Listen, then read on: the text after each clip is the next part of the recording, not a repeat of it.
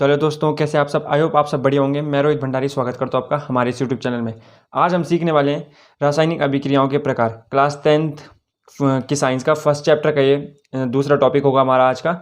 ठीक है, इसके जो पहले वाले जो टॉपिक्स हैं वो हम पिछले लेक्चरों में क्लियर कर चुके हैं और वो बहुत अच्छे से हमने सीखे हैं। ठीक है, और अगर आप क्लास 10th के स्टूडेंट हैं तो रासायनिक समीकरण को संतुलित करना आपके एग्जाम्स के लिए बहुत इंपॉर्टेंट है। उसको आप पक्का से करिए। उसके लिए मैंने 2 वीडियोस अलग से, एक तो इस चैप्टर से बनाई है और एक मैंने सिखाया आपको कि आप कैसे एक रासायनिक समीकरण को संतुलित कर सकते हैं। ठीक है बच्चों, तो आज हम क्या करने वाले हैं, रासायनिक अभिक्रियाओं के प्रकार देखने वाले हैं। ठीक है, तो बिना किसी देरी के सीखना स्टार्ट करते हैं इसको। ठीक है, ओके। देखो क्या है ये, मैं एक पेज ले लेता हूँ साथ में, जो जो हम बोलेंगे वो हम समझते रहेंगे। ठीक है, देखो कक्षा 9 में हम अध्ययन कर चुके हैं कि रासायनिक क्रिया के समय किसी एक तत्व का परमाणु दूसरे तत्व के परमाणु में नहीं बदलता। अब सबसे पहले अगर आपको रासायनिक अभिक्रिया नहीं याद, मैं एक बार आपको रिकैप करा देता हूँ रासायनिक अभिक्रिया का। तो ये एक रासायनिक अभिक्रिया कब होती है?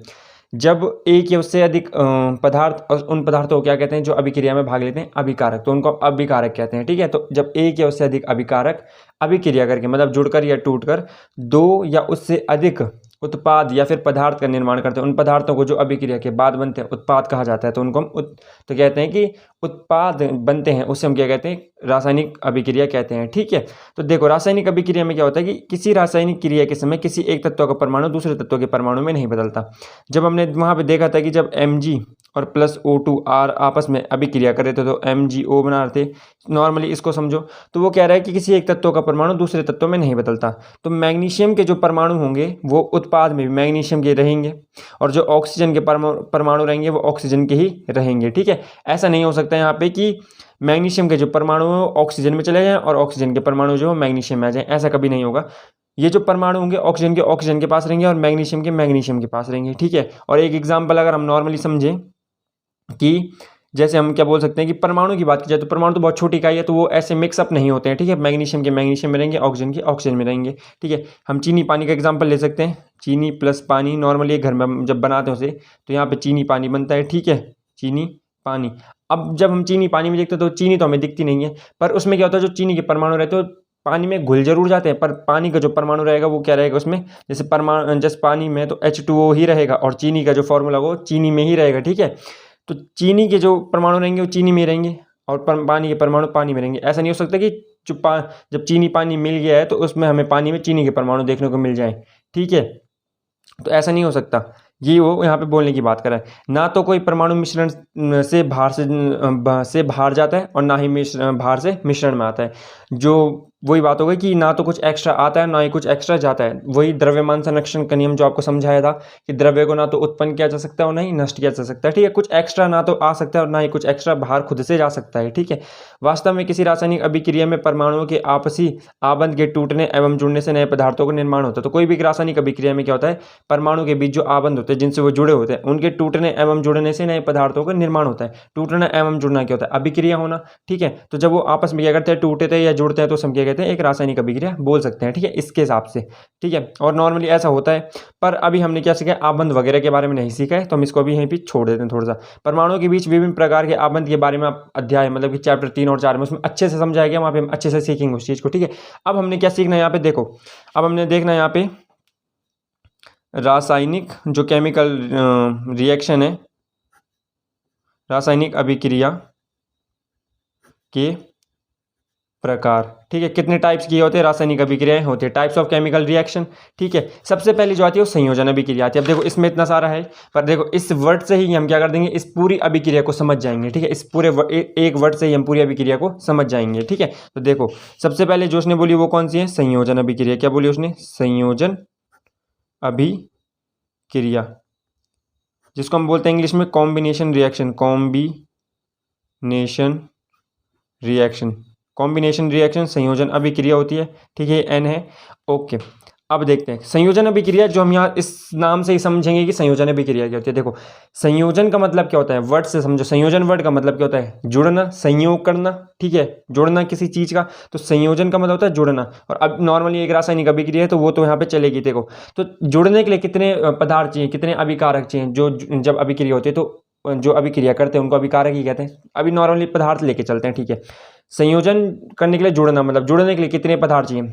दो पदार्थ तो चाहिए, एक पदार्थ किससे जुड़ेगा, किसी से नहीं जुड़ सकता एक पदार्थ, दो चाहिए या फिर दो से ज़्यादा हो सकते हैं तो भी चलेगा, ठीक है।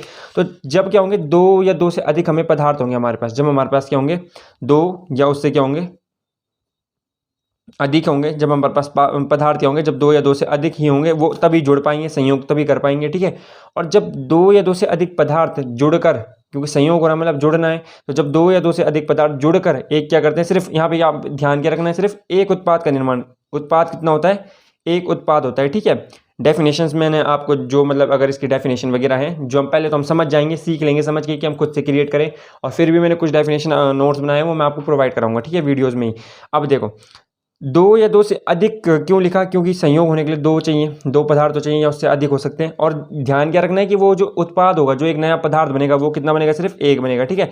यहाँ पे पदार्थ कितना बनेगा, सिर्फ एक बनेगा। और जब अभिक्रिया के बाद कोई पदार्थ बनता है उसे हम क्या कहते हैं, उत्पाद कहते हैं, तो मैंने ऐसा लिखा है। और अभिक्रिया से पहले जो पदार्थ रहते हैं उनको क्या कहते हैं, अभिकारक कहते हैं। तो इसको कुछ हम इस तरीके से देख सकते हैं कि जब दो या दो से अधिक अभिकारक जुड़कर, और जुड़कर मतलब क्या होता है, अभिक्रिया करके, या फिर सिर्फ इतना लिख दो जुड़कर, ठीक है। तो जब दो या दो से अधिक अभिकारक या फिर पदार्थ, ठीक है, जिसमें भी आपको इजी लग रहा है, जुड़कर, सिर्फ जुड़ना हो रहा है, ठीक है, यहाँ पे ऐड हो रही है चीजें, तो जुड़कर एक नए उत्पाद का निर्माण करते हैं। पर उत्पाद कितना होना, सिर्फ एक होना चाहिए, ठीक है, सिर्फ एक। तो हम ऐसे लिखते हैं सिर्फ एक उत्पाद का निर्माण करते हैं, तो हम क्या कहते हैं, कॉम्बिनेशन रिएक्शन, संयोजन अभिक्रिया कहते हैं। तो ये चीज थोड़ी समझ आई कि जब दो या दो से अधिक अभिकारक जुड़कर या फिर अभिक्रिया करके एक नए पदार्थ, सिर्फ एक पदार्थ का होना चाहिए, सिर्फ कितने का, एक उत्पाद का, तो एक उत्पाद का निर्माण करते हैं तो हम संयोजन अभिक्रिया कहते हैं, कॉम्बिनेशन रिएक्शन कहते हैं। इसके एग्जांपल यहीं पे देख लो, मैग्नीशियम और ऑक्सीजन कितने अभिकारक हैं, कितने पदार्थ हैं, दो पदार्थ हैं, और उत्पाद कितना बना है, उत्पाद सिर्फ एक बना है। ये भी किसका एग्जाम्पल होगा, संयोजन अभिक्रिया का एग्जाम्पल। क्योंकि जब अगर आप बोर्ड के पॉइंट ऑफ व्यू से पढ़ेंगे तो आपको एक संयोजन जैसे एक अभिक्रिया के बारे में थोड़ा जो उसकी डेफिनेशन वगैरह होगी, और दो एग्जाम्पल्स तो आपको सीखने ही पड़ेंगे, ठीक है, तो वो तो आपको करना ही है। तो मैग्नीशियम प्लस ऑक्सीजन मिलके क्या बना रहा था, मैग्नीशियम ऑक्साइड। तो कितने अभिकारक हैं, कितने पदार्थ हैं, दो, दो या दो से अधिक होने चाहिए, तो हमने बोला दो तो हैं, और जुड़ कर क्या कर रहे हैं, एक उत्पाद का निर्माण कर रहे हैं। तो ये क्या चीज अभिक्रिया, संयोजन अभिक्रिया, ठीक है। तो संयोजन अभिक्रिया का एक एग्जाम्पल तो यही हो गया कि magnesium plus oxygen R = MgO, और जब हम इसको बैलेंस करते हैं, दो यहाँ भी आता है और दो यहाँ पे भी आता है, ठीक है। अब देखो बुक क्या कहती है, ये मैंने आपको समझा दिया संयोजन अभिक्रिया। अब इससे अलग कुछ नहीं होगा, यही होगा जो है, ठीक है। यहाँ पे बात, अब देखो यहाँ पे बुक ने क्या कहा है कि कैल्शियम ऑक्साइड जल के साथ तीव्रता से अभिक्रिया करके बुझे हुए चूने कैल्शियम हाइड्रोक्साइड का निर्माण करके अधिक मात्रा में ऊष्मा उत्पन्न करता है, ठीक है। ये एग्जाम्पल ही उसका दे रहा है और उस एग्जाम्पल से हमको समझा रहा है, ठीक है। तो देखो क्या होता है, मैंने वर्ड से आपको समझा दिया कि संयोजन वर्ड से वो पूरी हमने क्या कर दी, एक डेफिनेशन क्रिएट कर दी, ठीक है। अब देखो पूरा समझ गए संयोजन वर्ड से कि क्या होने वाला है संयोजन अभिक्रिया में। देखो कैल्शियम ऑक्साइड, यहाँ पे क्या दे रहा है, कैल्शियम ऑक्साइड। अब कैल्शियम ऑक्साइड अगर आपको फॉर्मूला आता है तो देखो, ऑक्साइड तो ओ तो समझ गए होंगे, अब कैल्शियम पता होना चाहिए आपको। अगर कैल्शियम ऑक्साइड लिखना है तो कैल्शियम का होता है Ca, तो CaO मतलब कैल्शियम ऑक्साइड, जो यहाँ पे भी दिया गया है। तो कैल्शियम ऑक्साइड जल के साथ तीव्रता से क्या करता है, अभिक्रिया करता है। तो किसके साथ करता है, जल के साथ। जल का फॉर्मूला क्या होता है, पानी का, H2O। तो ये दिखा रहा है यहाँ पे CaO प्लस H2O करके क्या करता है, बुझे हुए चूने कैल्शियम हाइड्रोक्साइड। अब किसी किसी को थोड़ी कंफ्यूजन हो रही है, बुझा हुआ चूना क्या है, ठीक है। तो मैं बताता हूँ, घरों में जब हम क्या करते हैं, पेंट करते थे पहले, सफ़ेदी करते थे, तो हम क्या करते हैं, चूने का यूज़ करते थे। जब हम क्या करते हैं, आज हम कभी कोई ट्रैक बनाते हैं फील्ड्स में अपने, तो क्या करते हैं, एक सफ़ेद चूना, ठीक है, जब उन सफ़ेद चूने का प्रयोग करते हैं वहाँ पर भी, तो उसी को क्या कहते हैं, सफ़ेद चूना कहते हैं। पहले हम उनका जो उपयोग था वो घरों में क्या करते थे, सफ़ेदी करने के लिए करते थे, ठीक है। तो वो क्या रहता है, चूना टाइप रहता है, ठीक है। और जो चूना टाइप रहता है उसमें जब हम क्या करते हैं, सफ़ेदी करने से पहले पानी डाल देते हैं, उसको गीला करते हैं और फिर क्या लगाते हैं, दीवारों पर लगाते हैं। तो जो घर में हम प्रोसेस करते हैं उसी प्रोसेस को अभिक्रिया के रूप में दिखाया गया है। तो जो वो चूना रहेगा, अभी वो क्या हुआ है, बिन बुझा हुआ है। कोई चीज़ बुझ कब जाती है, जिसमें पानी पड़ जाए, तो अभी वो क्या है, बिन बुझा हुआ है। बिन बुझा हुआ कब है, कैल्शियम ऑक्साइड, ठीक है। तो ये क्या है, बिन बुझा हुआ चूना है। बिन बुझा हुआ कैसे याद रखना है इसको, क्योंकि इसमें क्या नहीं पड़ा है, अभी पानी नहीं पड़ा है, क्योंकि इसमें क्या नहीं पड़ा है, पानी। और कोई भी चीज़ कब बुझती है, जब वो क्या हो, जब उसमें क्या हो जाए, पानी पड़ जाए। तो इसमें पानी नहीं पड़ा तो कैसा, बिन बुझा हुआ चूना। और जब इसमें पानी चले गया, जब हमने उसमें क्या डालते हैं, पानी डालते हैं उस चूने में, उसको गीला करते हैं, तभी तो दीवारों में लगाएंगे, ठीक है। तो जब उसको गीला करते हैं तो वो क्या बन जाता है, कैल्शियम हाइड्रोक्साइड। हाइड्रोक्साइड का OH होता है, ठीक है, सिंबल। तो कैल्शियम तो हमें Ca पता चल गया, और हाइड्रोक्साइड का OH होता है। धीरे धीरे हम इनके नाम वगैरह याद करेंगे, फॉर्मूला वगैरह याद करेंगे, तो थोड़ा आपको याद करने पड़ेंगे चीज़ें, और वो क्या होती है फिर खुद से क्रिएट होने लग जाती है, ठीक है। एक बार आपको थोड़ा थोड़ा तो याद करना ही पड़ेगा, पर ये भी नहीं कि सब याद कर देना एक साथ, थोड़ा थोड़ा। तो कैल्शियम ऑक्साइड जो बिन बुझा हुआ चूना है, जब हम उसमें क्या करते हैं, पानी डालते हैं, तो वो क्या हो जाता है, फिर हम उसको क्या करते हैं, दीवारों पे लगाने के लिए तैयार हो जाता है। बनता क्या है, वो गीला हो जाता है, तो उसको बुझ जाता है फिर, ठीक है। तो बुझा हुआ चूना बोलते हैं कैल्शियम हाइड्रोक्साइड। और उसके साथ क्या निकलती है, हीट भी निकलती है, ऊष्मा भी निकलती है। तो वो थोड़ा क्या हो जाता है, गर्म भी हो जाता है। अब उसको ऐसे छुएंगे तो गर्म सा लगेगा हमको, ठीक है। तो उसमें क्या ऊष्मा भी निकलती है। तो अब समझ आ गया। अगर मुझे अपने घर में आज के बाद पेंट करेंगे, कभी हम उस सफ़ेद चूने को, या फिर कभी हम क्या करेंगे, कभी कोई ट्रैक बनाएंगे या फिर कहीं उस पाउडर का यूज़ करेंगे सफ़ेद वाले को, तो हम समझेंगे अरे ये तो कैल्शियम ऑक्साइड है। और अगर मैं इसको क्या करता हूँ, थोड़ा क्या ले जाता हूँ, नल के सामने ले जाता हूँ और नल के सामने क्या करता हूँ, उसको गीला करता हूँ, फिर पानी में डालता हूँ उसको, तो उससे क्या होगी थोड़ी सी, तो वो क्या बन जाएगा, कैल्शियम हाइड्रोक्साइड बुझा हुआ चूना बन जाएगा और उसमें थोड़ा हीट भी हो जाएगी। ठीक है, अब देखो तो इस अभिक्रिया में हुआ क्या एक्चुअल में कि दो अभिकारक, दो पदार्थ मिले, जुड़े और आपस में उन्होंने एक क्या बनाया, वहाँ पे मिलकर एक उत्पाद बनाया। उत्पाद कितना था, सिर्फ एक, तो एकल उत्पाद, सिर्फ एक उत्पाद का निर्माण करेंगे तो वो क्या हो जाएगा, संयोजन अभिक्रिया हो जाएगी। इस अभिक्रिया में कैल्शियम ऑक्साइड जो था वो तथा जल जो था वो मिलकर क्या करते हैं, एकल उत्पाद, मतलब सिर्फ एक उत्पाद का निर्माण करते हैं, कैल्शियम हाइड्रोक्साइड बनाते हैं। ऐसी अभिक्रिया जिसमें दो या दो से अधिक अभिकारक मिलकर एक उत्पाद का निर्माण करते हैं उसे संयोजन अभिक्रिया कहते हैं। ठीक है, ये तो मैंने आपको संयोजन वर्ड से ही हमने इसको क्रिएट कर लिया था। ठीक है, अब देखो इसको थोड़ा पढ़ लेते हैं, थोड़ा इंपॉर्टेंट है, इसमें ये इसी के बारे में थोड़ा सा बताया गया। देखो, ऊपर की अभिक्रिया में निर्मित बुझे हुए चूने, जो बिना जो बुझा, अब जो चूना में मिला बुझा हुआ चूना, चूने के विलयन का उपयोग दीवारों में की सफ़ेदी करने के लिए किया जाता है। यहाँ पे बता रहा है कि जो इसका उपयोग है दीवारों में सफ़ेदी करने के लिए किया जाता है। कैल्शियम हाइड्रोक्साइड जो होता है, जो कैल्शियम हाइड्रोक्साइड है, वायु में उपस्थित जो ये कैल्शियम हाइड्रोक्साइड है, जब हमने क्या कर देते हैं इसको, जब हम इसको क्या कर लेते हैं, दीवारों पर लगा देते हैं। ठीक है, हमने मान लिया हमने सफ़ेदी कर दी दीवारों में। अब वो क्या होता है, थोड़ा पहले दिन गीला रहेगा, दूसरे दिन थोड़ा स्ट्रॉन्ग हो जाएगा, तीसरे दिन और स्ट्रॉन्ग हो जाएगा। तो स्ट्रॉन्ग कैसे हो रहा है देखो, तो वो क्या करता है, वायु में जो हमारे वायुमंडल है यहाँ पे क्या कार्बन डाइऑक्साइड उपस्थित है, तो कार्बन डाइऑक्साइड से क्या करता है, अभिक्रिया करता है। पर कैसे करता है, धीमे धीमे करता है, तो 2-4 दिन उसको लग जाते हैं वहाँ पे। तो उसके साथ जब वो अभिक्रिया करता है तो एक कैल्शियम कार्बोनेट की एक पतली सी परत बना देता है। किसकी परत बनाता है, ये दिमाग में रखना है, कैल्शियम कार्बोनेट की। किसकी, कैल्शियम कार्बोनेट की। कब, जब हम उस चूने को क्या करते हैं, दीवारों में लगाते हैं, तो वो वायुमंडल में उपस्थित carbon dioxide CO2, carbon dioxide से क्या करेगा, अभिक्रिया करेगा। ठीक है, तो उसके उसके क्या बात कर रहे थे, तो कुछ दिनों में कैल्शियम कार्बोनेट की एक परत बना देता है। सफेदी करने के 2-3 दिन बाद ये परत बन जाती है। ठीक है, जो मैंने बोला कि थोड़ा टाइम लेता है 2-4 दिन का, और उसके बाद ये परत बनती है और दीवारों में जो चमक आती है। अब दीवारों में चमक का कारण क्या है, कैल्शियम कार्बोनेट। तो कैल्शियम कार्बोनेट का बनना ही क्या है, दीवारों में चमक का कारण। तो दीवारों में इससे क्या जाती है, चमक आ जाती है। ठीक है, रोचक बात यह है कि संगमरमर का जो रासायनिक सूत्र है वो CaCO3 है। तो संगमरमर का जो फॉर्मूला है वो भी क्या, CaCO3। कैल्शियम और CA3 क्या होता है यहाँ पे, कार्बोनेट बोला जाता है। ठीक है, आज से याद रखें, जैसे सल्फेट को था ना SO4, किसको था, सल्फेट को था। ऐसे CO3 जो है वो किसके लिए, कार्बोनेट के लिए। किसके लिए, कार्बोनेट के लिए। ठीक है, याद रखेंगे। तो कैल्शियम कार्बोनेट की एक परत कब बनती है, जब हम उस बुझे हुए चूने को दीवार में लगाते हैं और वो क्या करता है, वायुमंडल में उपस्थित कैल्शियम कार्बोनेट की कार्बन डाइऑक्साइड से अभिक्रिया करता है और क्या बना देता है, कैल्शियम कार्बोनेट बना देता है। ठीक है, अब देखो इसको रिएक्शन के रूप में खुद से ले सकते हैं। जैसे हम कैसे ले सकते हैं, जो क्या बनता है यहाँ पे, कैल्शियम हाइड्रोक्साइड होता है, CaOH का होल ट्वाइस इसको बोलते हैं। ये क्या करता है, वायुमंडल में उपस्थित कार्बन डाइऑक्साइड, जो हम लिख रहे हैं, जो हम बोल रहे हैं उसको हम इक्वेशन के रूप में लिख रहे हैं। कार्बन डाइऑक्साइड से क्या करता है, अभिक्रिया करता है और क्या बनाता है यहाँ पे, कैल्शियम कार्बोनेट की परत बनाता है CaCO3। और वो गीला रहेगा, फिर पानी कहाँ जाएगा, फिर पानी भी क्या, जो पानी रहता है वो साथ में क्या हो जाता है, यहाँ से उड़ जाता है। ठीक है, तो पानी भी उड़ जाता है। और ठीक है, ये है। तो अब हम बोलेंगे यहाँ से पानी भी तो था इसमें, क्योंकि जब वो गीला था तो उसमें पानी रहा होगा, तो पानी क्या हो जाता है, उड़ जाता है। तो पानी को हमने यहाँ पे दिखा दिया कि पानी अलग हो गया और CaCO3 कैल्शियम कार्बोनेट की एक परत बन गई। और ये किसका फॉर्मूला यहाँ पे, संगमरमर का भी क्या है, संगमरमर का भी एक फॉर्मूला है। ठीक है, CaCO3। ठीक है, तो ये चीज़ तो समझ आई होगी थोड़ा सा। अब देखो वही चीज़ें, तो अब इसके थोड़ा और एग्जांपल दिए गए, 2 एग्जांपल, अगर बोर्ड एग्जाम क्या पॉइंट ऑफ व्यू से देख रहे हैं तो 2 एग्जांपल तो रखने पड़ेंगे। एक एग्जांपल तो ये हो गया Mg+O2 MgO। ठीक है, एक एग्जांपल ये होगा CaO+। जब हम बिन बुझे हुए चूने में कैल्शियम ऑक्साइड में पानी मिलाते हैं तो वो क्या बनता है, CaOH का होल ट्वाइस बनता है और प्लस उसमें क्या निकलती है, ऊष्मा भी निकलती है। ठीक है, अब देखो थोड़ा और एग्जाम्पल यहाँ पे दे रखा है C+O2। ये छोटे छोटे एग्जाम्पल है। C+O2 = CO2। हमें पता है C को क्या बोलते हैं हम, कार्बन, इसको बोला जाता है कार्बन। ये तो पता है ऑक्सीजन है। और ये क्या है, कार्बन डाइऑक्साइड। क्या ये, कार्बन डाइऑक्साइड है। ठीक है, कार्बन डाइऑक्साइड ये है। अब यहाँ पे क्या बोल सकते हैं, कार्बन डाइऑक्साइड क्यों बोला गया, कार्बन है, ऑक्साइड है। ठीक है, डाई क्यों बोला गया, दो को क्या बोला जाता है, डाई बोला जाता है। ठीक है, कार्बन डाइऑक्साइड। अब अगर 3 होता तो कार्बन ट्राइऑक्साइड, जैसे यहाँ पे दिख रहा है ये CO3 था तो इसको कार्बन ट्राइऑक्साइड भी बोल सकते हैं, कोई दिक्कत नहीं है। पर इसको एक शॉर्ट नाम और दे दिया गया था, कार्बोनेट। ठीक है, तो इसको कार्बन ट्राइऑक्साइड भी बोल सकते थे, पर इसको नाम दिया गया, इसको कार्बन डाइऑक्साइड। ठीक है, अब देखो ये तो एग्जाम्पल्स हैं। एक और एग्जाम्पल होता है जैसे कि H+O2 R = H2O। ये भी किसका एग्जाम्पल है, संयोजन अभिक्रिया का एग्जाम्पल है। साफ दिख रहा है कि 2 अभिकारक हैं और एक उत्पाद का यहाँ पे निर्माण हो रहा है। ठीक है, अब देखो यहाँ पे ये तो समझ गए होंगे आप। H2 तथा O2 से जल का निर्माण होता है, जो कि मैंने आपको इस वाले में बताया कि कैसे इसमें यहाँ पे पानी का निर्माण हो रहा है। ठीक है, सरल शब्दों में हम कह सकते हैं कि जब दो या उससे अधिक पदार्थ, तत्व या यौगिक जो भी है, दो या दो से अधिक पदार्थ, उनको हम अभिकारक कहते हैं, संयोग करके जुड़ कर क्या करते हैं, एक उत्पाद का निर्माण करते हैं। उत्पाद कितना होना चाहिए, सिर्फ एक उत्पाद का निर्माण करते हैं, तो ऐसी अभिक्रियाओं को हम क्या कहते हैं, संयोजन अभिक्रिया, कॉम्बिनेशन रिएक्शन कहते हैं। ठीक है, उसी बात को बोला जो मैंने बताया। क्रियाकलाप 1.4 में हमने यह भी देखा कि अधिक मात्रा में ऊष्मा उत्पन्न हुई है।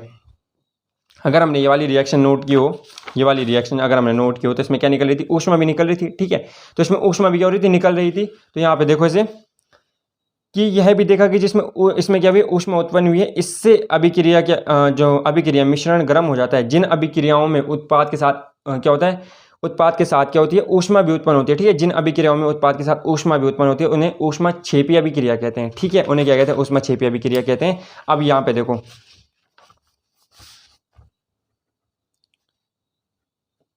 ऊष्माक्षेपी अभिक्रिया, ये भी इंपॉर्टेंट अभिक्रिया है, ऊष्माक्षेपी अभिक्रिया।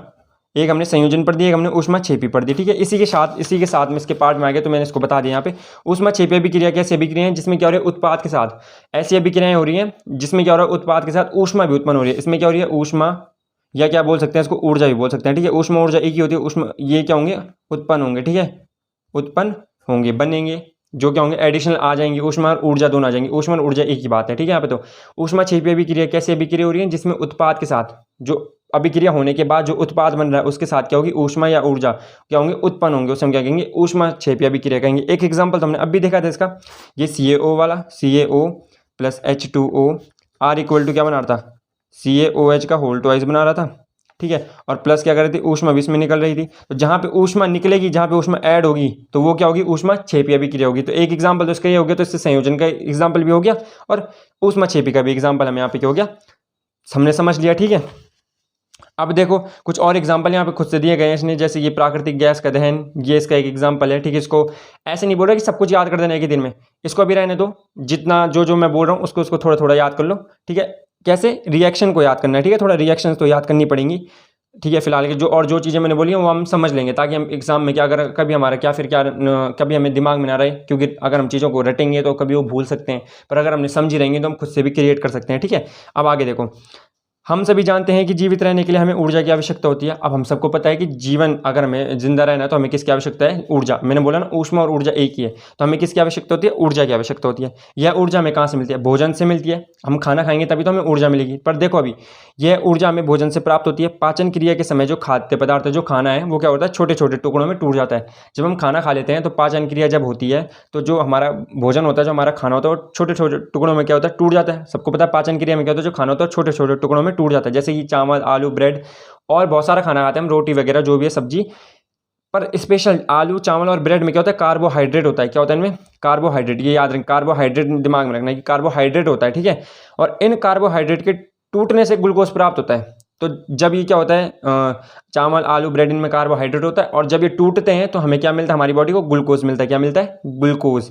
यह ग्लूकोज हमारे शरीर में क्या होता है, उपस्थित होता है हर कोशिका में। जैसे कि यह ग्लूकोज हमारे शरीर की कोशिकाओं में उपस्थित होता है। अब देखो प्रोसेस क्या हुई, हम नॉर्मली हमें ऊर्जा चाहिए खाने के लिए, और ऊर्जा में कहाँ से मिलती है, भोजन से मिली। हमने खाना खाते हैं और पाचन क्रिया में क्या होता है, खाना टूटने लगता है। कुछ भोजन में क्या होता है, जैसे चावल, आलू, ब्रेड, इन सब में क्या होता है, कार्बोहाइड्रेट होता है। तो जो कार्बोहाइड्रेट होता है वो क्या होता है, टूट करके बनता है, ग्लूकोज का निर्माण करता है। और ग्लूकोज कहाँ होगा, फिर हमारी बॉडी में ही तो होगा। ठीक है, फिर हमारी बॉडी में क्या रहेगा, ग्लूकोज रहेगा, जो कि हमारे क्या रहेगा, कोशिकाओं में रहेगा। अब यहाँ पर देखो जो मेन टॉपिक था उसका, ये श्वसन एक ऊष्माक्षेपी अभिक्रिया है। क्या देखो, तो यहाँ पे क्या होता है, जो हम जब सांस लेते हैं तो श्वसन अभिक्रिया में हम सांस लेते हैं, मतलब ऑक्सीजन को क्या लेते हैं, अंदर लेते हैं। ठीक है, श्वसन अभिक्रिया जब होती है, श्वसन में हम क्या लेते हैं, ऑक्सीजन को लेते हैं। ठीक है, ऑक्सीजन को हम लेते हैं अपनी बॉडी में। तो जो ऑक्सीजन होती है वो किससे अभिक्रिया करती है, ग्लूकोज से।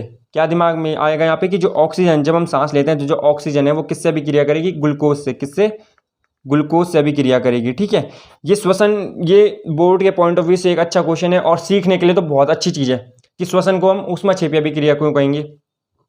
ठीक है, देखो ग्लूकोज जो हमारी बॉडी में उपस्थित है उससे कौन अभिक्रिया करता है, ऑक्सीजन। ऑक्सीजन उसके साथ आता है, आपस में मिल जाते हैं दोनों, और वो उसके बाद हमारी बॉडी को देते हैं ऊर्जा देते हैं हमारी बॉडी को, क्या देते हैं? ऊर्जा। ग्लूकोज अकेले कुछ नहीं कर सकता, ग्लूकोज की मदद से ये नहीं कि हमें ऊर्जा मिल जाएगी, हमें ऊर्जा चाहिए तो ऊर्जा किससे मिलेगी? जब ग्लूकोज और ऑक्सीजन दोनों मिलेंगे। तो श्वसन अभिक्रिया क्या है? बहुत जरूरी इसलिए क्योंकि हमारे शरीर में जो उपस्थित ग्लूकोज होगी उससे के साथ अभिक्रिया करेगी और क्या देगी? हमारी बॉडी को एनर्जी देगी, ऊर्जा देगी। ठीक है, तो देखो ग्लूकोज का फॉर्मूला याद होना चाहिए, वो होगा C6H12O6। आज से याद रहेगा, C6H12O6 किसका फॉर्मूला है? ग्लूकोज का। और जब ग्लूकोज किसके साथ मिल रहा है? ऑक्सीजन के साथ। किसके साथ मिल रहा है? ऑक्सीजन के साथ, क्योंकि जब हम सांस ले रहे हैं तो ऑक्सीजन मिल रही है। जब ऑक्सीजन के साथ मिलेगा तो हमें क्या बनाएगा? देखो यहाँ प्रश्न दिया है। अब जब हम सांस लेते हैं उसके बाद हम क्या छोड़ते हैं? सिंपल सी बात है, कार्बन डाइऑक्साइड छोड़ते हैं। हम जब सांस लेते हैं तो ऑक्सीजन लेते हैं और कार्बन डाइऑक्साइड छोड़ते हैं। एक तो कार्बन डाइऑक्साइड को हम निकालेंगे, एक हमारे बॉडी में क्या बनेगा? पानी बनता है, इससे H2O। और साथ में जो सबसे इंपॉर्टेंट है वो क्या है? ऊर्जा, एनर्जी। ठीक है, ऊर्जा भी बनेगी। और मैंने अभी तो बोला जो ऊर्जा होगी, ऊर्जा। ठीक है, जो ऊर्जा होती है वो क्या होती है? ऊष्माक्षेपी। तो यहाँ पे क्या हो गया? जब ऊर्जा निकल गई तो ये कैसी अभिक्रिया हुई? ऊष्माक्षेपी। तो अगर कोई ऐसा बोल दे हमको आज से कि बताओ भाई जो हम सांस ले रहे हैं श्वसन, वो क्या है? सांस लेना एक ऊष्माक्षेपी अभिक्रिया। क्यों है? क्योंकि ऐसा है कि जब हम सांस लेते हैं तो ऑक्सीजन को लेते हैं और जो ऑक्सीजन हमारे शरीर में उपस्थित ग्लूकोज से क्या करता है? अभिक्रिया करता है और हमें एनर्जी देता है। बस इतना छोटा सा वो, इतने बड़ी हमें कोई थ्योरी, इतनी बड़ी थ्योरी याद नहीं करनी है। ये तो सिर्फ समझनी थी कि हम हाँ अच्छा हम ऐसे खाना खाते हैं फिर खाना टूटता है। ठीक है, ये सब चीज़ें तो इसमें हमें नॉर्मल भी पता है। फिर जो सबसे इंपॉर्टेंट पार्ट है वो यही तो है कि जब हम ऑक्सीजन क्या करती है? ग्लूकोज हमारे शरीर में उपस्थित ग्लूकोज से अभिक्रिया कर लेती है और हमें एनर्जी देती है। ठीक है, और कार्बन डाइऑक्साइड तो हम हमें दिमाग में हो गया कि जब हम सांस ले रहे हैं तो ऑक्सीजन लेते हैं और बाहर के निकालते हैं, कार्बन डाइऑक्साइड निकालते हैं। ठीक है, तो दो रिएक्शन तो यहाँ पे समझ आ गए, ऊष्माक्षेपीय अभिक्रिया और संयोजन अभिक्रिया। संयोजन अभिक्रिया, ऊष्माक्षेपीय अभिक्रिया। ठीक है, अब दूसरी जो रिएक्शन, अब यहाँ पे जो रिएक्शन एक और दे रहा है वो कौन सी दे रहा है? वियोजन अभिक्रिया। कौन सी दे रहा है? वियोजन अभिक्रिया। अब देखो सही, अब इसको भी नाम से समझ जाएंगे। देखो अब हम इसको थोड़ा खुद से भी क्रिएट करेंगे, नाम से समझेंगे। वियोजन अभिक्रिया में क्या हो रहा है? संयोजन में क्या हुआ? चीजें जुड़ी और इसका संयोजन का उल्टा वियोजन। संयोजन का उल्टा क्या हो जाएगा? यहाँ पे वियोजन हो जाएगा। ठीक है, तो देखो जो वियोजन होता है उसमें क्या होता है? वियोग होता है, अपघटन होता है, टूटता है कोई चीज। तो टूटने के लिए कितने पदार्थ चाहिए होते हैं? कितनी चीज चाहिए टूटने के लिए? एक दो क्या टूटेंगे? दो तो पहले से अलग अलग हैं। टूटने के लिए कितने अभिकारक चाहिए? कितने पदार्थ चाहिए हमें? एक अभिकारक या फिर एक पदार्थ बोले, अभिकारक पदार्थ। टूटने के लिए हमें सिर्फ इतना चाहिए। ठीक है, और जब कोई भी चीज़ टूटती है तो कितने भागों में टूटती है? दो या उससे ज़्यादा। अब कोई भी एक चीज़ टूटने के लिए तो एक काफ़ी है। ठीक है, दो क्या टूटेंगे? दो तो पहले से अलग अलग है, तो टूटने के लिए एक चाहिए। और जब वो टूट जाएंगे तो कितने बनेंगे? दो पदार्थ बनेंगे या उससे ज़्यादा बनेंगे। तो जब एक पदार्थ जब एक पदार्थ क्या हो रहा है? वियोजन में हो रहा है टूटना। तो जब एक पदार्थ टूटकर दो या दो से अधिक उत्पाद या फिर दो या दो से अधिक उत्पाद का क्या करता है? निर्माण करता है, तो हम क्या कहते हैं? वियोजन अभिक्रिया कहेंगे। देखो कैसे बनाया वियोजन वर्ड से कि वियोजन का मतलब होता है टूटना, और टूटने के लिए तो कितने? एक पदार्थ ही टूटने के लिए क्या होता है? काफी होता है। तो वियोजन में क्या हो जाएगा? यहाँ पे जो वियोजन अभिक्रिया हमारी है, वियोजन अभिक्रिया,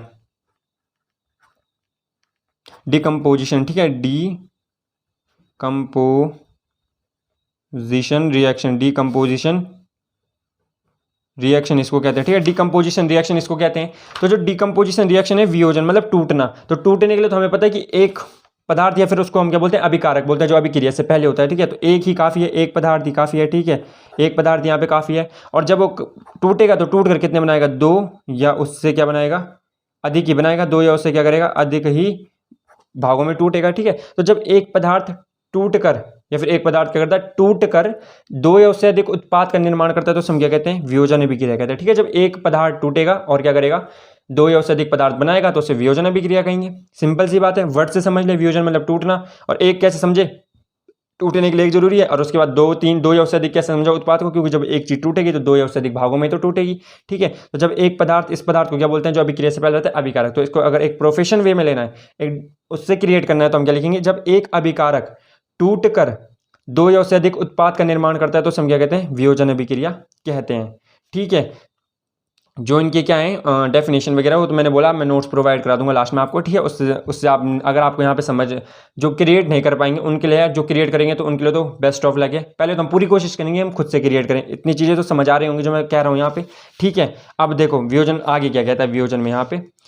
क्या आपने ध्यान दिया कि फेरस सल्फेट, अब फेरस सल्फेट किसको बोलेंगे अभी देखते हैं। यहाँ पे हरे रंग में परिवर्तन हुआ है, ये जो उसने यहाँ पे क्या कराई थी, क्रियाकलाप कराया था, उसकी बात कर रहे हैं। यहाँ पे सल्फर के दहन से उत्पन्न उस अभिलाक्षणिक गंध को भी आप सूंघ सकते हैं, ठीक है। ये तो एक जब हम वो एक्सरसाइज करेंगे, वो क्रियाकलाप करेंगे तो उसी समय पता चलेगा, ठीक है। अब देखो यहाँ पे क्या वो दे रहा है, यहाँ पे एग्जाम्पल किसका दे रहा है। मैं एक छोटा सा एग्जाम्पल यहाँ पे दे देता हूँ आपको, जैसे ही इसी बुक का लेंगे वैसे तो। जब हम क्या करते हैं कि CaCO3 कौन था, CaCO3, अगर थोड़ा याद करें हम तो CaCO3 अभी देखा था कैल्शियम कार्बोनेट जो हमारी दीवार में परत जम जाती है, ठीक है। जब हम उसको क्या देते हैं, हीट देते हैं, क्या देते हैं, हीट मतलब ऊष्मा देते हैं, क्या देते हैं, ऊष्मा देते हैं। तो वो किस किस में टूट जाता है, अब वो किस में टूटेगा, CaO, मतलब कि वो क्या बन गया, पहले जैसा बन गया। क्या था पहले, कैल्शियम ऑक्साइड जो सबसे फर्स्ट था, और साथ में इसमें क्या थी उपस्थित, कार्बन डाइऑक्साइड। तो कार्बन डाइऑक्साइड की निकल जाएगी, बाहर निकल जाएगी। तो ये एक एग्जांपल मैंने थोड़ा उससे समझा, क्योंकि उस चीज़ को भी हमने पढ़ा था बेटर तरीके से। जब हम क्या करते हैं, कैल्शियम कार्बोनेट को हीट दूंगा, अब मैं क्या करता हूँ, दीवार से उस कैल्शियम कार्बोनेट को निकालता हूँ और उसको क्या करता हूँ, थोड़ा गर्म करता हूँ। तो क्या होता है, वो जो चूना होता है मुझे वापस मिल जाता है, और जो उसमें कार्बन डाइऑक्साइड हो जाती है वो क्या हो जाती है, यहाँ पे उड़ जाती है फिर आसमान में, ठीक है, वायुमंडल में उड़ जाती है। तो मुझे क्या, तो यहाँ पे क्या हुआ, अल्टीमेटली क्या हुआ, एक अभिकारक था, एक पदार्थ था, वो टूटा, और टूट कर क्या हो गया, दो पदार्थों में टूट गया, दो उत्पाद में टूट गया, ठीक है। तो वियोजन अभिक्रिया का क्या हो गया, एग्जाम्पल हो गया कि जब एक पदार्थ, एक अभिकारक टूटा, टूट कर क्या हो गया, दो या उससे अधिक अभिकारकों उत्पाद में बन गया, ठीक है। तो इसमें भी ये हुआ, यहाँ पे देखो इस रिएक्शन में क्या हुआ है, इसको बोलते हैं आयरन सल्फेट, एक और नाम है इसका फेरस सल्फेट, ठीक है। फेरस सल्फेट बोल सकते हैं, और हमें पता है Fe होता है आयरन, SO4 होता है सल्फेट, तो आयरन सल्फेट भी बोल सकते हैं इसे, ठीक है। यह एक क्या, ये एक पदार्थ, एक अभिकारक है, ठीक है। जब एक अभिकारक टूट कर यहाँ तीन भागों में, तीन उत्पाद में बन गए, तीन पदार्थ बन गए, ठीक है, यहाँ पे टूट कर, तो ये वियोजन अभिक्रिया है। इसको जब हम हीट देते हैं तो देखो फेरिक ऑक्साइड बोलते हैं इसको, आयरन ऑक्साइड भी बोल सकते हैं, फेरिक ऑक्साइड, ठीक है। ये है FeSO4, ठीक है। हमें पता आयरन सल्फेट या फिर फेरस सल्फेट इसको बोला गया। जब इसको भी क्या दिया उन्होंने, हमने हीट दी है, ठीक है। तो क्या बनता है ये Fe2O3 plus SO3 plus SO2। अब इनके नाम तो मुझे उम्मीद करता हूँ कि आप बता पाएंगे। जैसे कि इसको क्या बोलेंगे, ये होता है सल्फर डाइऑक्साइड, क्योंकि 2 लगाए तो सल्फर डाइऑक्साइड। ये क्या हो जाएगा, सल्फर ट्राईऑक्साइड। अभी नहीं कि आप सल्फर नेट ले लें इसे, ऐसा नहीं, सल्फेट तो हम ले चुके हैं पहले, ठीक है। तो इसको क्या लेना है, सल्फर ट्राईऑक्साइड, ये सल्फर डाइऑक्साइड, और ये क्या है, फेरिक ऑक्साइड। इसको क्या बोलते हैं, फेरिक ऑक्साइड, जो कि आपको यहाँ बुक में भी दिख जाएगा, ठीक है। इसको फेरिक ऑक्साइड बोलते हैं। इसको मैंने सिखा दिया, SO2 को सल्फर डाइऑक्साइड, SO3 को सल्फर ट्राईऑक्साइड। कैसे लिखा, 3 और 2 से नाम से पहचाना, ठीक है। तो ये किसका एग्जाम्पल है, कि वियोजन का एग्जाम्पल हुआ यहाँ पे, ठीक है। तो इस एग्जाम्पल को, और जो इसके बाद जो एग्जाम्पल है वो मैंने आपको अभी यहाँ पे प्रूव करके भी दिया था, ठीक है। तो ये दो तो एग्जाम्पल यहाँ पे इसके याद हो जाएंगे। इनको रिएक्शंस को तो याद करना पड़ेगा, क्योंकि वियोजन के 2 एग्जाम्पल तो हमें चाहिए, 2 रिएक्शन तो हमें चाहिए, ठीक है। आप देख सकते हैं कि इस अभिक्रिया में एकल अभिकर्मक, अब इस लैंग्वेज को देखो, एकल अभिकर्मक का मतलब होता है एक अभिकारक टूट कर छोटे छोटे उत्पाद हमें क्या करता है, प्रदान करता है। टूट कर, अब टूटेगा तो उससे एक का छोटे छोटे तो बनेंगे, ठीक है। तो छोटे छोटे उत्पाद हमें प्रदान करता है, यह एक वियोजन अभिक्रिया है। तो जब एक अभिकारक टूट कर क्या करता है, 2 या उससे अधिक उत्पाद का निर्माण करता है, या फिर छोटे छोटे उत्पाद का निर्माण करता है, तो हम क्या कहते हैं, वियोजन अभिक्रिया कहते हैं। गर्म करने पर फेरस सल्फेट, जो ये फेरस सल्फेट था, ठीक है, का क्रिस्टल जल त्याग देता है और क्रिस्टल का रंग बदल जाता है। जो हमने इसमें एक्टिविटी की थी, यहाँ पे क्रियाकलाप किया है, वो उसके बारे में बोल रहा है, जब हम लैब में करेंगे उस चीज़ को, ठीक है। जो भी हुआ अल्टीमेटली यही बोलेगा यहाँ पे कि फेरिक ऑक्साइड बनेगा, सल्फर डाइऑक्साइड बनेगा, ठीक है, और सल्फर ट्राईऑक्साइड बनेगा। ये वियोजित हो जाता है। फेरिक ऑक्साइड ठोस है, जबकि SO2 और SO3 गैसें हैं, ये दोनों तो गैस होंगी, ठीक है। यहाँ पे अब देखो ऊष्मा देने पर, जब हम हीट देंगे किसको, कैल्शियम कार्बोनेट को, इस कैल्शियम कार्बोनेट को हीट देंगे तो ये होता है तो का कैल्शियम ऑक्साइड तथा कार्बन डाइऑक्साइड में वियोजित हो जाता है। वियोजित मतलब वही टूटना, ठीक है। कहीं पे वियोजित मतलब आएगा तो टूटना होगा उसका मतलब, ठीक है। एक प्रमुख वियोजन अभिक्रिया है जिसका उपयोग विभिन्न उद्योगों में होता है। इसका उपयोग क्या होता है, विभिन्न उद्योगों में होता है। कैल्शियम ऑक्साइड का चूना या बिना बुझा हुआ चूना कहते हैं। कैल्शियम ऑक्साइड को क्या कहते हैं, चूना या बिना बुझा हुआ चूना कहते हैं। जो मैंने आपको बताया था, उसमें जब तक उसमें पानी नहीं पड़ेगा वो क्या होगा, बिना बुझा हुआ चूना होगा, ठीक है। इसके अनेक उपयोगों में से एक उपयोग सीमेंट के निर्माण में होता है। तो क्या याद रखेंगे, आज से अगर कोई हमको ये बोल दे कि कैल्शियम ऑक्साइड जो उसको उपयोग कहाँ होता है, तो हम बोलेंगे सीमेंट के निर्माण में होता है, घरों में सफ़ेदी करने के लिए होता है। एक तो हमें ये पता है, एक उसका सीमेंट के निर्माण में भी होता है, ठीक है। ये वाला पॉइंट सीमेंट के निर्माण में होता है यहाँ पे, ठीक है। ऊष्मा के द्वारा दी गई वियोजन अभिक्रिया को ऊष्मीय वियोजन कहते हैं। अब यहाँ पे ये चीज़ समझने लायक है, यहाँ पे ये चीज़ समझने लायक है, ठीक है। अब देखो यहाँ पे इसने क्या बोला कि ऊष्मा के द्वारा की गई वियोजन अभिक्रिया ऊष्मीय वियोजन है। तो अब यहाँ पे टाइप्स ऑफ वियोजन अभिक्रिया, तीन प्रकार की होती है वियोजन अभिक्रिया, मैं यहाँ पे लिख देता हूँ। एक होता है ऊष्मीय वियोजन, ऊष्मीय वियोजन, ऊष्मा के कारण होने वाले वियोजन को ऊष्मीय वियोजन कहते हैं। किसके कारण? ऊष्मा के कारण होने वाले वियोजन को ऊष्मीय वियोजन कहते हैं। इसका एग्जांपल क्या हो गया? अब सब वियोजन के आएंगे यहाँ पे, ठीक है, तो इनको हम नॉर्मली यहाँ भी उतार सकते हैं और जो हम यहाँ पे पढ़ेंगे उनके लिए तो ही। ऊष्मीय वियोजन में क्या ऐसे एग्जाम्पल आ गए हमारे, जो हमने ये वाला पढ़ा ऊष्मीय वियोजन का एग्जाम्पल है। ये वाला जो हमने फर्स्ट पढ़ा इसमें हीट दी थी, तो ये भी ऊष्मीय वियोजन का एग्जाम्पल है, ठीक है। ऊष्मीय वियोजन कौन है? ऊष्मा के कारण होने वाले वियोजन को ऊष्मीय वियोजन कहेंगे, ठीक है। उसके बाद आता है विद्युत वियोजन, विद्युत वियोजन। अब जब हम क्या करते हैं, जो अभिकारक होता है उनको अलग करा देते हैं, जब उनको तोड़ देते हैं, किसकी मदद से? विद्युत की मदद से। ये तो हीट की मदद से तोड़ा हमने, ये किसकी मदद से तोड़ेंगे? विद्युत की। तो विद्युत के कारण होने वाले वियोजन को हम विद्युत वियोजन कहते हैं, ठीक है। जब हम क्या करते हैं, इलेक्ट्रिसिटी का यूज करते हैं किसी भी चीज को वियोजित तोड़ने के लिए, ठीक है, तो उसको हम क्या कहते हैं? विद्युत वियोजन कहते हैं। और ये थोड़ा ना क्या बोलते हैं, काफी अच्छे वाले यौगिकों में होता है, ठीक है। काफी अच्छे जो यौगिक होता है उनको तोड़ने के लिए, जो मजबूत होते हैं काफी, जैसे कि NaCl को जब हम क्या देते हैं? विद्युत देते हैं, इलेक्ट्रिसिटी जब उसमें प्रोवाइड कराते हैं तो Na और Cl के रूप में टूट जाता है, ठीक है। माइनस Na प्लस और ये होता है Cl माइनस, ठीक है। इसमें होता है तो NaCl को जब हम क्या देते हैं? इलेक्ट्रिसिटी उसमें प्रोवाइड कराते हैं तो Na और Cl में टूट जाता है, ठीक है। तो ये हो गया विद्युत वियोजन। क्या होता है विद्युत वियोजन? जब वियोजन क्या होता है? विद्युत के द्वारा होता है। विद्युत के द्वारा होने वाले वियोजन को विद्युत वियोजन, जहाँ पे जो वियोजन है मतलब टूट रहे हैं, जहाँ पे अभिकारक क्या करेंगे? टूट कर दो या उससे अधिक उत्पाद बनाएंगे, पर वो किसके कारण होगा? विद्युत के कारण होगा, तो उसे विद्युत वियोजन कह देंगे, ठीक है। अब एक होता है प्रकाशीय वियोजन, एक होता है कौन सा? प्रकाशीय वियोजन। तो जो प्रकाशीय वियोजन होता है वो किसके कारण होगा? प्रकाश के कारण होने वाले वियोजन को जो किसके कारण होगा? प्रकाश के कारण होगा। तो प्रकाश के कारण होने वाले वियोजन को क्या कहा जाता है? प्रकाशीय वियोजन कहा जाता है, ठीक है। तो किसके कारण होने वाले वियोजन को? प्रकाश के कारण होने वाले वियोजन को प्रकाशीय वियोजन कहा जाता है। इसका एक एग्जाम्पल है AgCl। और जब हम इसको क्या देते हैं? यहाँ पे सूर्य का प्रकाश देते हैं। नॉर्मली प्रकाश लिख दूंगा और ठीक है, सूर्य का प्रकाश देंगे या फिर प्रकाश देंगे। जब हम इसे प्रकाश सूर्य से आता है तो सूर्य का प्रकाश जब हम इसे देते हैं तो ये किस में टूटता है? Ag प्लस Cl में टूट जाता है। किस में टूट जाता है? Ag प्लस Cl में, Ag प्लस Cl2 में टूट जाता है ये चीज़, ठीक है। अब यहाँ पे क्या हो जाता है? फिर बैलेंस कर लेंगे इसको तो 2 और 2 यहाँ पे लग जाता है ये भी NaCl2 में हो जाता है, ठीक है। इसको भी यहाँ पे हम याद रखेंगे। फिर जब इसको हम बैलेंस कर लेंगे तो यहाँ पे 2 लग जाएगा और यहाँ पे भी 2 लग जाएगा, ठीक है। तो मैंने यहाँ पे सीधा सीधा रिएक्शंस दे दी कि उसमें वियोजन की रिएक्शन तो एक ये थी और एक ये भी थी। तो वियोजन हो गया हमारे 3 प्रकार का। पहले तो वियोजन ही समझ गए हमने चीज़ों को समझना है उनके नाम से। हमें पहली डेफिनेशन लिख नहीं देनी, हमें नाम से समझ जाने की बोलना क्या चाह रहा है यहाँ पे, ठीक है। तब हम उसको अपने तरीके से बोल सकते हैं। जो मैंने बोला आप उसको अपने तरीके से बोल सकते हैं, कुछ वर्ड्स को आगे पीछे करके बना सकते हो उस डेफिनेशन को, ठीक है। जैसे कि मैंने 2 तरीके की डेफिनेशन बनाई, एक तो प्रोफेशन जिसमें मैंने अभिकारक उत्पाद वगैरह लिए, एक नॉर्मल मैंने पदार्थ वाली बनाई, ठीक है। उसमें हम टूटने वाले वर्ड को अभिक्रिया बोल सकते हैं। और नॉर्मल टूटना लिखेंगे तो अच्छा होगा, क्योंकि वियोजन समझ जाएंगे कि वियोजन का मतलब टूटना ही हो रहा है यहाँ पे, ठीक है। तो ऐसे हम खुद से एक डेफिनेशन क्रिएट करेंगे, ठीक है, ना कि याद करेंगे। तो ये हो गया वियोजन अभिक्रिया के बारे में। ये हो गया किसके बारे में? वियोजन अभिक्रिया के बारे में। अब देखो एक वियोजन अभिक्रिया का एग्जाम्पल ये भी है। अभी इसको याद नहीं करना है फिलहाल के लिए, अभी इसको रहने दो। अभी सिर्फ क्या याद करना है? एक ये वाला एग्जाम्पल, एक ये वाला एग्जाम्पल, ठीक है। और जो मैंने एग्जाम्पल्स तुमको वहाँ पे कराए हैं, ठीक है, किसमें? विद्युत वियोजन में और प्रकाशीय वियोजन में। और वो मैंने अभी नोट्स में भी दे रखे, तो वहाँ से भी आपको मिल जाएंगे वो चीज़ें, ठीक है। अब देखो सूर्य का प्रकाश जो प्रकाशीय वियोजन है वो ये है, हमने AgCl वाला लिया, तो ये होता है सूर्य का प्रकाश जब देते हैं Ag प्लस Cl2 में टूट जाता है, ठीक है। और AgBr होता है, इसको बोलते हैं Ag का मतलब यहाँ पे क्या होता है? सिल्वर, ठीक है। Ag का मतलब क्या होता है? Silver chloride. तो सिल्वर क्लोराइड सिल्वर और क्लोरीन में टूट जाता है, ये होता है सिल्वर, ये होता है सिल्वर ब्रोमाइड। Br को ब्रोमाइड बोला जाता है, ठीक है। याद करें, अगर मेरे वर्ड्स को लिख लेना, Br को क्या बोला जाता है? ब्रोमाइड। Br को क्या बोलेंगे हम? ब्रोमाइड बोलेंगे, ठीक है। तो Br को क्या बोलेंगे हम? ब्रोमाइड। और Ag को सिल्वर बोलेंगे, ठीक है। तो ये किसके कारण होता है? सूर्य के प्रकाश के कारण होता है। एक विद्युत के कारण पढ़ दिया, एक प्रकाश के कारण पढ़ दिया और एक ऊष्मा के कारण पढ़ दिया, ठीक है। अब देखो लास्ट ये है इसका। हमने देखा कि वियोजन अभिक्रिया में अभिकारकों को तोड़ने के लिए ऊष्मा, प्रकाश या विद्युत ऊर्जा की आवश्यकता होती है। कैसे हमने ऊर्जा का उपयोग किया? यहाँ पे ऊष्मा का भी किया, प्रकाश का भी किया और विद्युत ऊर्जा की भी आवश्यकता हुई। 3 टाइप से तोड़ा हमने अभिकारकों को, ठीक है। जिन अभिक्रिया में ऊर्जा अवशोषित होती है उसे ऊष्मा शोषी अभिक्रिया कहा जाता है। एक हमने पढ़ी थी ऊष्मा छेपी, याद करो, अभी हमने ऊष्मा छेपी पढ़ी थी, जिसमें क्या होती है? ऊष्मा उत्पन्न होती है, जिसमें ऊष्मा क्या होती है? उत्पन्न होती है, तो उसे ऊष्मा छेपी कहा गया था। ये क्या है? ऊष्मा शोषी।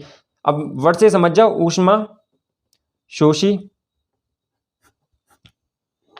अभिक्रिया, ठीक है।